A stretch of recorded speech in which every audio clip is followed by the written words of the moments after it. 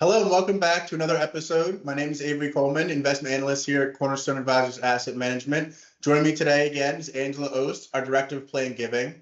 Today we're going to discuss steps for implementation of a successful CGA program. Cornerstone has been managing Play and Giving assets for over 30 years, and in our experiences with clients, we've gathered a lot of data relating to key elements that contribute to running an effective CGA program. Our goal today is to provide you with actionable information on important things to focus on, as well as some things that seem to be overlooked.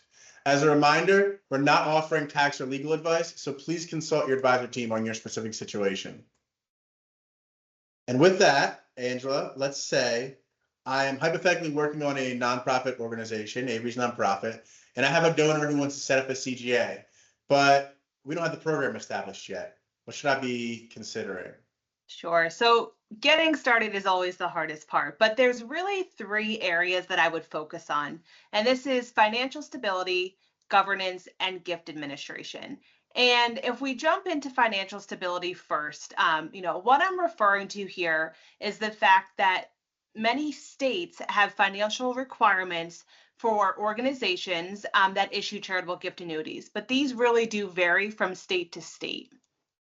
And so which requirements vary?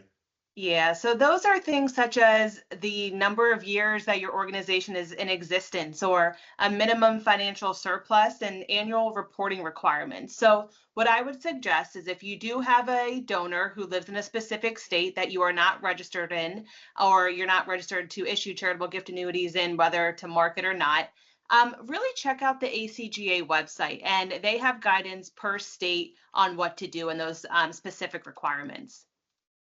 My donor is really eager to get their CGA started. They've heard a lot of good things about it. And I was just wondering, do I have to get all that stuff done before I issue a CGA? Or can I issue a CGA and do all the stuff at the same time to kind of get it moving a little faster?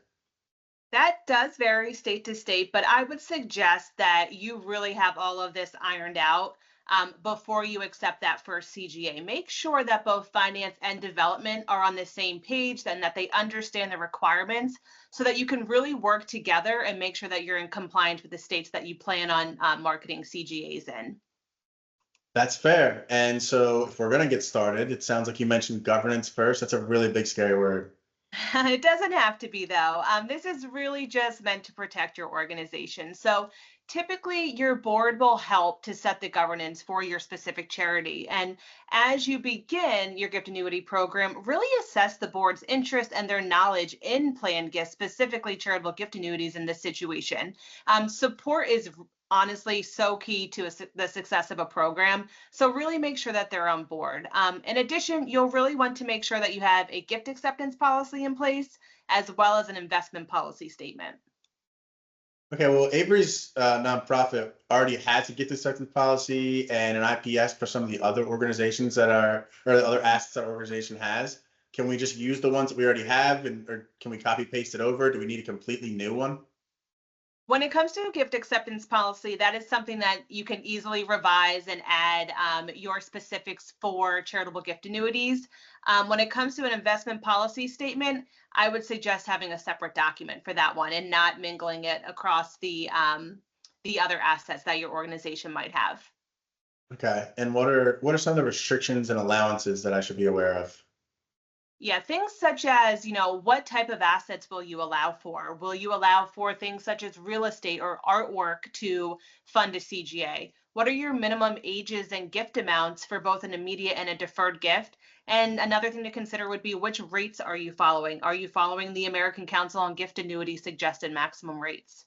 And Avery, we've been working on an analysis of our CGA pools and with the organizations that we work with over the years. And what have we seen as far as the different things I'm mentioning, gift annuity rates and minimums and maximums? What are we seeing across our pools? So our aggregate analysis has given some indication that the most successful gifts have a few key similar demographic trends.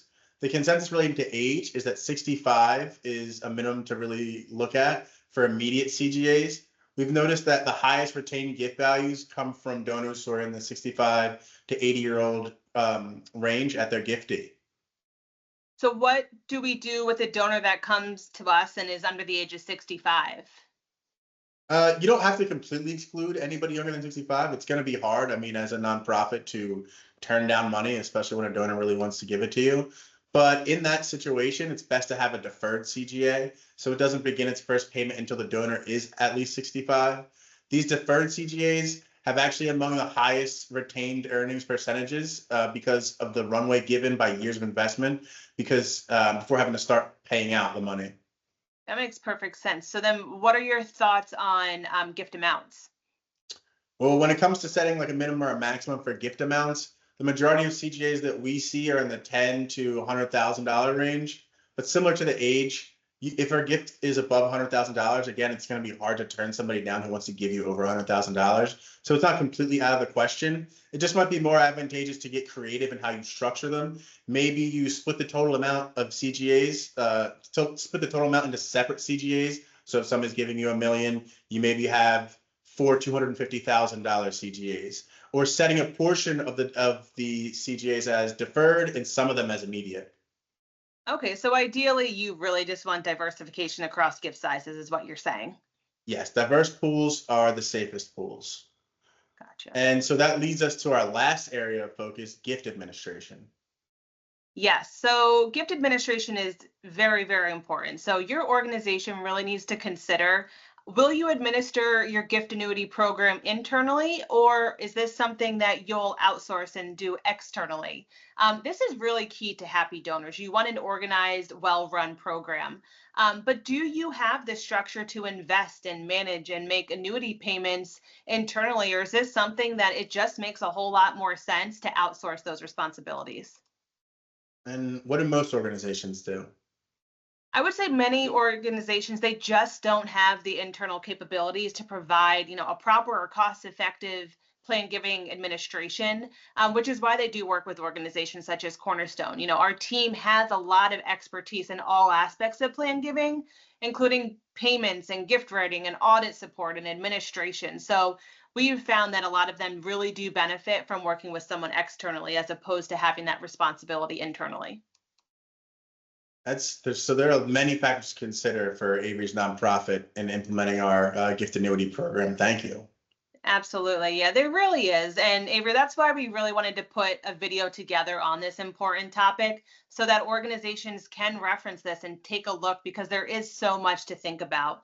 So before we do wrap up, let me just summarize. So again, if you are looking to implement a CGA program, again, there are three things that you really want to focus on, in my opinion, and that's financial stability, governance, and gift administration. And if you can wrap your head around those and you have a good plan in place and you're working with the right individuals internally and externally, you'll have a successful program. Thank you, Angela. We hope you, the viewers, found this to be helpful. Starting a CGA program is not something you want to rush into, but if it's done correctly and managed with care, these programs can be very successful for your organization. And as always, please reach out to us if we can be of any assistance.